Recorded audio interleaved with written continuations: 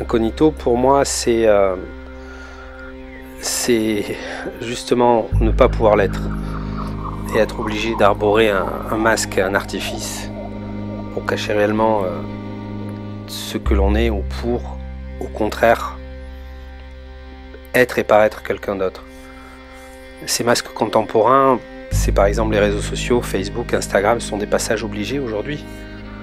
Inscrire son CV visuellement aux yeux de tout le monde, c'est aussi exister, fonctionner d'un point de vue marketing, d'un point de vue professionnel, via ces façades que l'on se construit parfois malgré nous.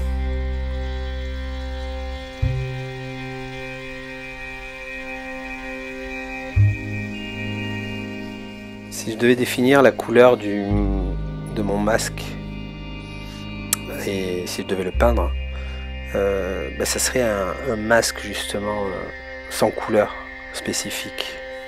Un masque qui change en fonction de l'environnement dans lequel je suis, qui pourrait être translucide, multicolore, de différentes couleurs, en fonction des gens avec qui je suis, en fonction des lieux dans lesquels je suis. Je crois que c'est le masque qui me définirait le mieux.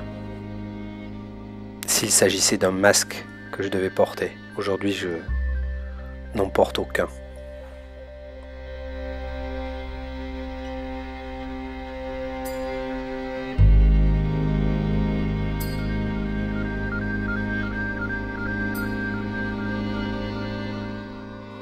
J'ai été très inspiré par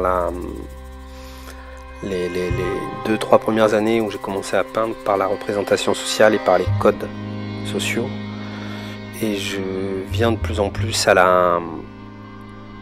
au rapport amoureux et à la femme, qui est quelque chose qui a longtemps occupé ma vie.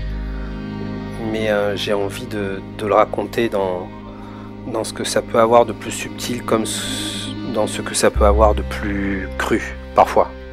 Parce que la beauté est dans les deux. Dans ce qu'il peut y avoir de trash, comme dans ce qu'il peut y avoir de délicat.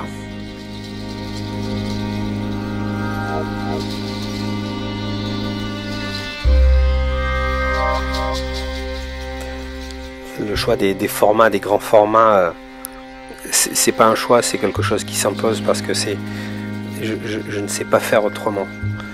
J'aime ce qui est frontal, ce qui est brut, et pour moi ça ne peut pas être sur une petite surface, et je ne sais pas faire sur une petite surface. J'ai pas honte de dire que je ne sais pas faire.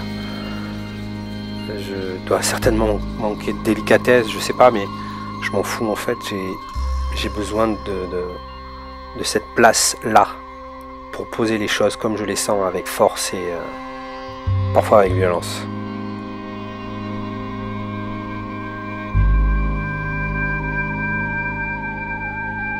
Je ne sais pas de quoi sera faite ma peinture dans plusieurs mois ou plusieurs années. Je sais simplement que chaque image est là, enfouie, et que dès que l'une surgit, une autre suit, de façon incontrôlée. Et c'est comme ça que ça sort. C'est comme ça que je l'expulse. Et je pense que dans le temps, quand je les mets bout à bout, les unes après les autres, la logique me vient aux yeux, et le sens est là. Enfin, je le crois.